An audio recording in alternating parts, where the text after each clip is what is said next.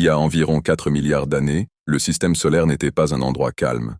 Les planètes venaient de se former, les impacts étaient fréquents, les surfaces étaient instables, les atmosphères n'étaient pas encore figées. À cette époque, la Terre et Mars partagèrent de nombreux points communs. Elles étaient toutes les deux rocheuses. Elles possédaient de l'eau. Elles avaient une atmosphère. Elles connaissaient une activité volcanique intense. Rien ne permettait encore d'affirmer que la Terre deviendrait une planète vivante et que Mars deviendrait un désert glacé. Comprendre pourquoi ces deux planètes ont suivi des chemins si différents est l'un des grands objectifs de la science moderne. Si tu apprécies les documentaires longs et détaillés comme celui-ci, pense à t'abonner. C'est grâce à ce soutien que ce type de contenu peut continuer d'exister. Partie 1. La formation des planètes rocheuses. La Terre et Mars se sont formés à partir du même disque protoplanétaire.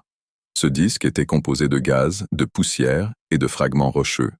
Sous l'effet de la gravité, ces particules se sont agglomérées. Elles ont formé des corps de plus en plus massifs, jusqu'à devenir des planètes. Au départ, la Terre et Mars étaient toutes les deux extrêmement chaudes. Les collisions libérèrent de l'énergie. La radioactivité interne chauffait leur intérieur. Les surfaces étaient partiellement en fusion. Les volcans étaient omniprésents. À ce stade, aucune vie n'était possible, mais les bases étaient posées. Partie 2. La Terre il y a 4 milliards d'années. La Terre primitive était un monde violent. Son atmosphère était épaisse et toxique pour l'homme moderne. Elle contenait très peu d'oxygène. Les volcans libéraient en permanence du dioxyde de carbone, de la vapeur d'eau, du méthane, de l'ammoniac. Ces gaz ont formé une atmosphère dense. Cette atmosphère retenait la chaleur. Elle empêchait la planète de geler. Peu à peu, la vapeur d'eau s'est condensée. Des pluies torrentielles sont tombées pendant des milliers d'années. Les premiers océans se sont formés. C'est un moment clé de l'histoire terrestre. Partie 3. Le rôle fondamental du noyau terrestre. La Terre possède un noyau massif composé principalement de fer et de nickel. Ce noyau est encore aujourd'hui partiellement liquide. Ce mouvement interne génère un champ magnétique puissant. Ce champ magnétique agit comme un bouclier. Il dévie le vent solaire. Il empêche l'atmosphère d'être arrachée. Il protège la surface contre les radiations mortelles. Sans ce champ magnétique, la Terre aurait probablement suivi le même chemin que Mars. Partie 4. Mars à la même époque. Il y a 4 milliards d'années, Mars n'était pas rouge et poussiéreuse comme aujourd'hui.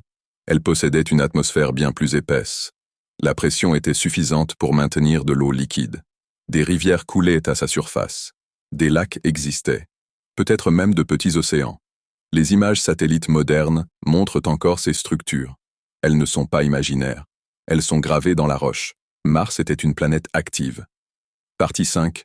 L'eau, élément clé de la divergence. Sur Terre, l'eau a joué un rôle stabilisateur. Elle a absorbé la chaleur. Elle a régulé le climat. Sur Mars, l'eau existait aussi, mais en moindre quantité, et surtout, elle dépendait d'un équilibre très fragile. Mars étant plus petite, sa gravité était plus faible. Elle retenait moins bien son atmosphère. Ce détail va avoir des conséquences majeures. Partie 6. Mars, une planète trop petite. La taille d'une planète est cruciale. Plus une planète est grande, plus elle conserve sa chaleur interne. Mars, étant plus petite que la Terre, s'est refroidie plus rapidement. Son noyau a perdu de l'énergie. Avec le temps, le noyau martien a cessé de générer un champ magnétique global. Ce moment marque le début de la chute de Mars. Partie 7. La disparition du champ magnétique martien. Sans champ magnétique, Mars est devenu vulnérable. Le vent solaire a commencé à frapper directement la planète. Ce vent solaire transporte des particules très énergétiques. Ces particules arrachent progressivement l'atmosphère. Ce processus est lent, il est invisible à l'échelle humaine. Mais sur des millions d'années, il est dévastateur. Mars a commencé à perdre son atmosphère. Partie 8. L'effondrement climatique. À mesure que l'atmosphère disparaissait, la pression chutait. La température moyenne baissait. L'eau liquide ne pouvait plus rester stable. Elle s'est évaporée. Elle s'est échappée dans l'espace, où elle s'est figée sous forme de glace.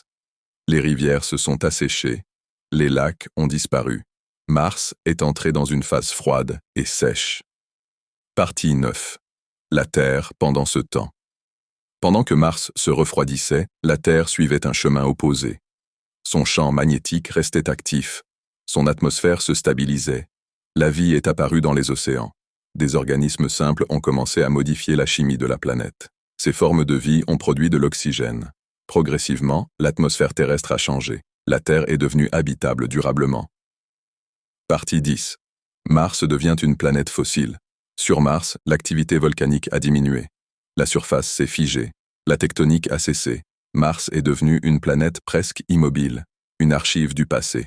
Chaque roche martienne raconte une histoire ancienne. Une histoire que la Terre, elle, a effacée avec le temps. Si tu apprécies ce type d'analyse longue et détaillée, pense à t'abonner maintenant. Les prochaines parties vont encore plus loin. La possibilité de vie ancienne sur Mars, les leçons pour la Terre et l'avenir de l'exploration humaine.